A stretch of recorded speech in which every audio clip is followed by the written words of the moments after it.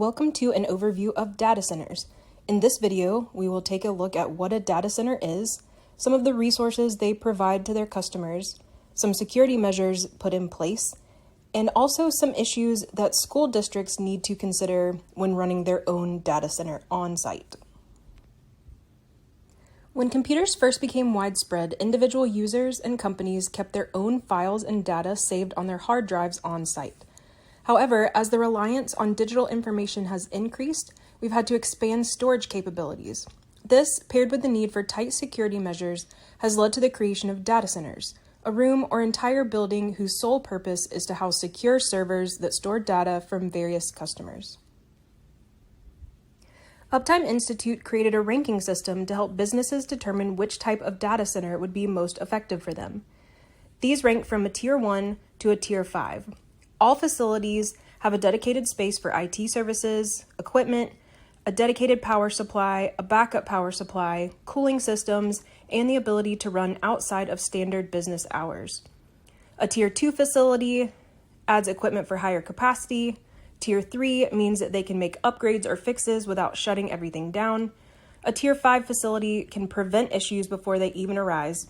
And then a Tier 5 facility, which is a fairly new indication on the ranking system, represents the highest possible standards in the industry.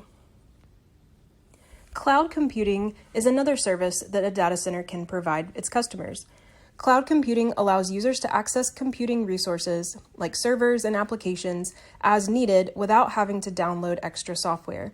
This allows users to access data and other resources from any device or location, and changes made to the data happen in real time across all devices. Depending on the tier of the data center, there are multiple layers of security that are put in place to make sure that no one has access to the customer's data except for the customer themselves. Not even the employees on site at the data center have access to the data, only the servers and the equipment. Layer 1 of security is just the physical location and the physical boundaries of the space where the data center is located. These are things like property boundaries, fences around the perimeter, and signage like no trespassing signs. The next layer is a secure perimeter. This can include an entrance gate, smart fencing, cameras, and 24/7 guard patrols. The next layer involves building access. This can include a secure lobby where IDs are checked or visitors are required to swipe a card in order to enter. It can also have technology as complicated as scanning irises before allowing people entrance. And often, only one person is allowed in a door at a time. The next layer of security is the Security Operations Center. This is where all security protocols are monitored on a constant basis so that any issues that arise can be dealt with immediately.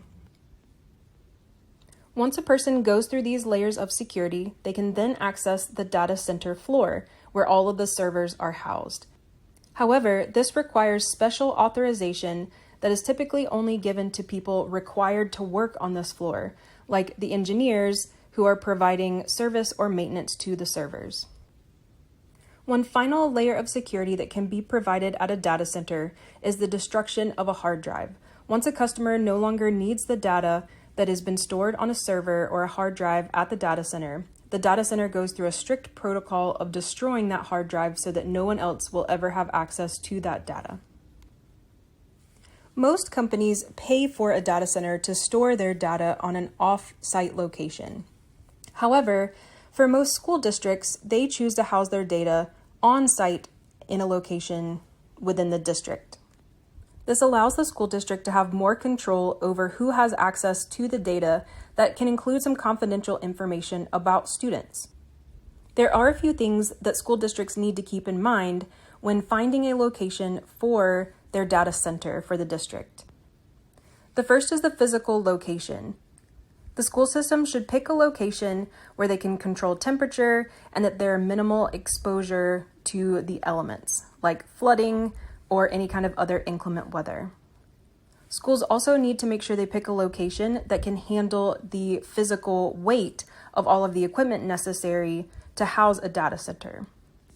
Next, it is important to make sure to have security protocols in place so that students or other outside entities cannot access the data by hacking into the system or using any other type of software that can access important or confidential information.